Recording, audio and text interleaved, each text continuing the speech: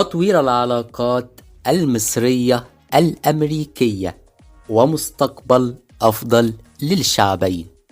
وجاء ذلك في الاجتماع الذي جمع السيد الرئيس عبد الفتاح السيسي والسيد ويليام بيرنز مدير وكالة الاستخبارات المركزية الأمريكية، وأكد الطرفان كل الحرص على تعزيز العلاقات وتطويرها في مختلف المجالات مما يحسن مستقبل الشعبين، وذلك يوم الاثنين 23 يناير 2023. Developing Egyptian American relations and better future for the two peoples.